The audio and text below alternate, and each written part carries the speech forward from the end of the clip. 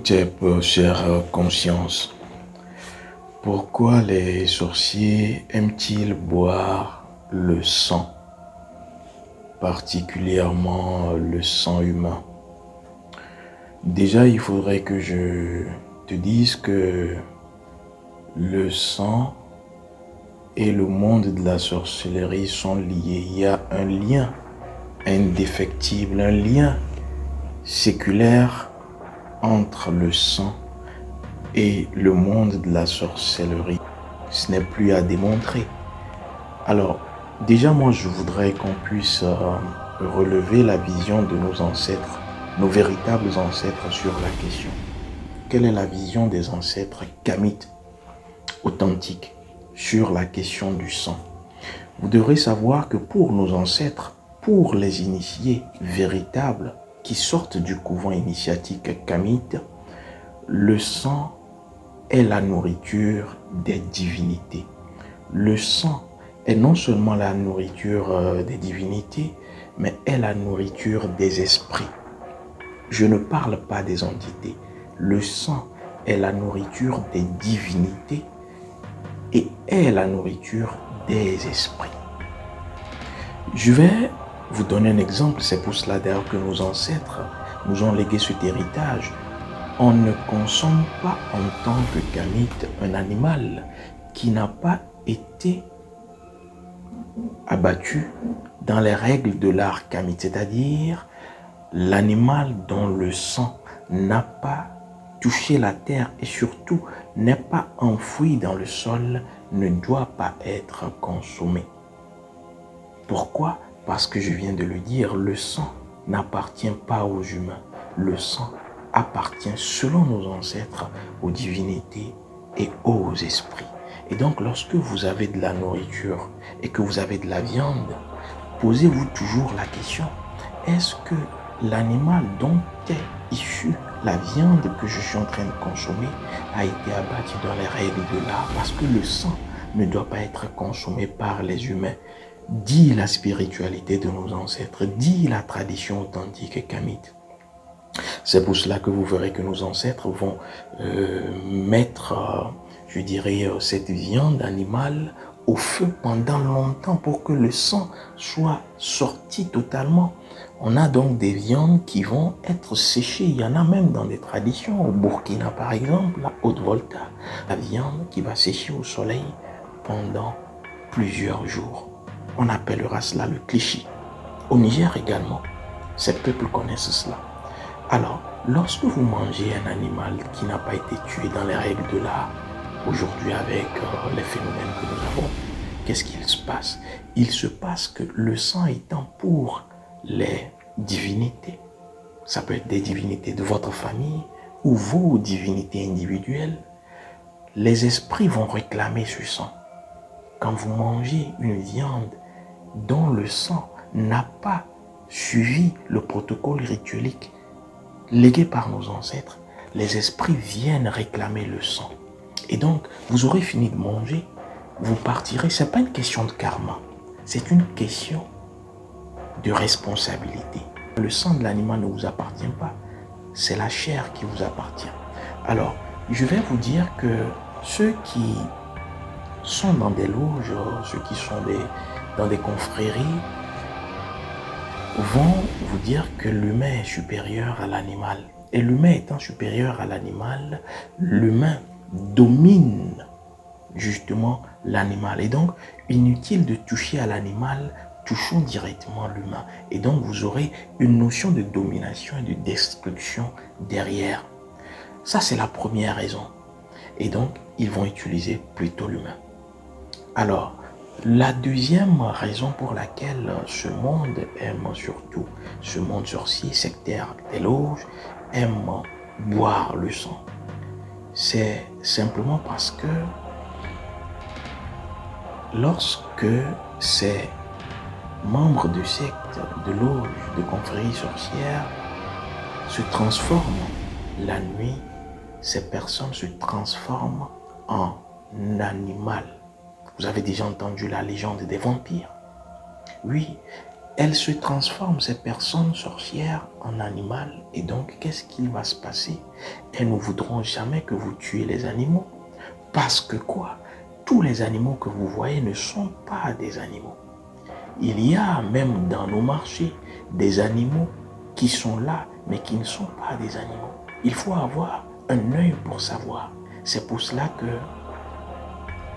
dans nos traditions, on ne tue pas un animal sans avoir suivi un rite pour être sûr que c'est un animal. Parce que même ceux qui sortent la nuit se transforment en animaux. Et d'ailleurs, au retour, il y en a qui se transforment, qui ne reprennent pas bien leur forme humaine. Et donc, ces personnes vous diront de ne pas toucher aux animaux. Donc, on a une préservation de l'animal simplement parce que ce n'est pas pour les beaux yeux de l'animal. C'est simplement parce que ces sorciers, ces membres de sectes et de loges font quoi? Se transforment eux-mêmes en animaux. Et c'est pour cela que nos ancêtres ont déjà parlé, relevé l'aspect des animaux totems. Ce que nous appelons les animaux de combat spirituel, parce que lorsqu'une personne connaît son animal de combat spirituel, cela lui permet de pouvoir mener le combat sur le plan spirituel. Alors, la troisième raison, c'est que ceux qui boivent le sang humain dans ces confréries sorcières, à partir du sang, se connectent aux autres membres de la loge, aux autres membres de la fraternité. Donc c'est un lien, c'est un élément de contact pour eux, entre eux. Et au-delà de cela, le même sang bu va être un élément de contact et surtout de contrôle avec les adhérents de la loge. Et donc, on va se connecter également aux autres personnes qui sont dans le même rite de sang, même à distance, et pouvoir les maîtriser, les contrôler leur âme et les dévitaliser. C'est pour cela que vous aurez des exemples d'accidents. Beaucoup de personnes auront des accidents parce que lorsqu'il y a des accidents avec effusion de sang, ce sang-là est récupéré.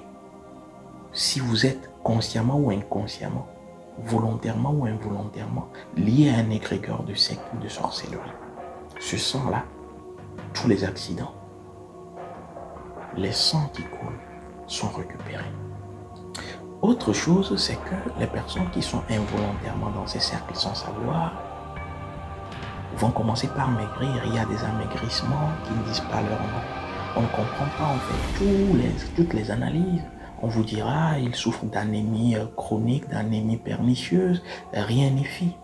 Mais lorsque ces personnes, après avoir fait le tour des hôpitaux, rentrent au village et tombent sur les véritables initiés, ils trouvent solution. Ces hommes et ces femmes. Pourquoi? Parce que la cause est sur le plan spirituel, c'est mystique. Et donc, les sectes ont fait quoi? Ont contrôlé leur sang. Et donc, à partir du sang, ont contrôlé leurs âmes. C'est ce qui fait d'ailleurs que les affaires ne marcheront plus. Il n'y a plus d'avancement. Beaucoup de personnes vivent des situations conflictuelles existentielles. Pourquoi? Simplement parce que ils et elles ont fait partie de l'eau, de confréries sorcières sans le savoir.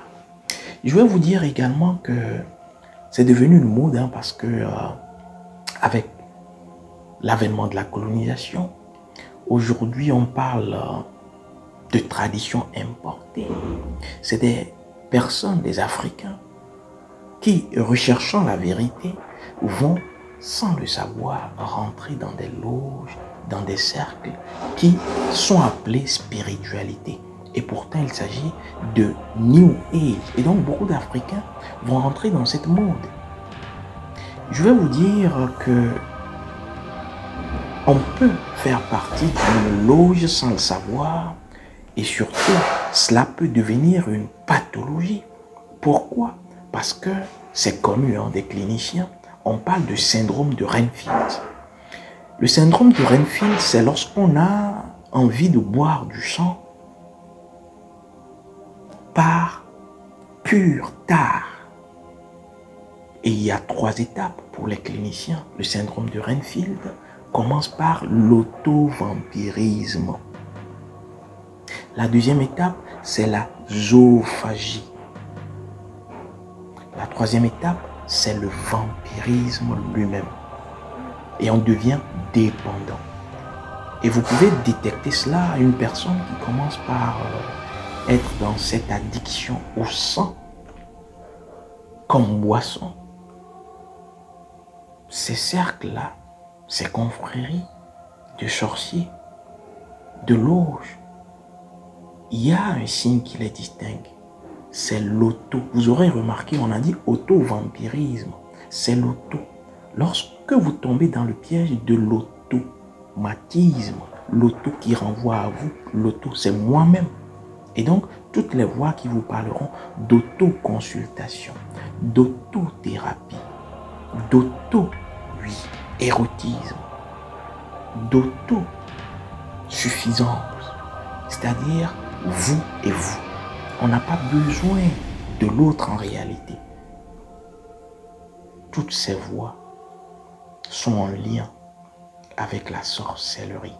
Pourquoi? Parce que nous, Kamites, ce qui nous définit, le Kamite authentique, c'est la spécialisation. Nous avons besoin de l'autre parce que l'autre a sa pierre. Mais lorsqu'on veut faire tout par soi, on devient un apprenti sorcier. C'est pour cela d'ailleurs que je vais avec mon staff pour la pleine lune du 22 juin, 6e pleine lune de 2024, parler du grand rituel qui permet de sortir d'une secte, d'une loge, d'une confrérie sorcière, que ce soit consciemment que vous y êtes allé ou inconsciemment. Comment y sortir? Comment sortir de là? Et surtout, comment protéger votre sang? Parce qu'il y a une quête de sang. Voici ce que je devrais partager avec vous. Si vous avez aimé, likez, commentez, partagez et surtout, activez la clochette de notification. À très vite.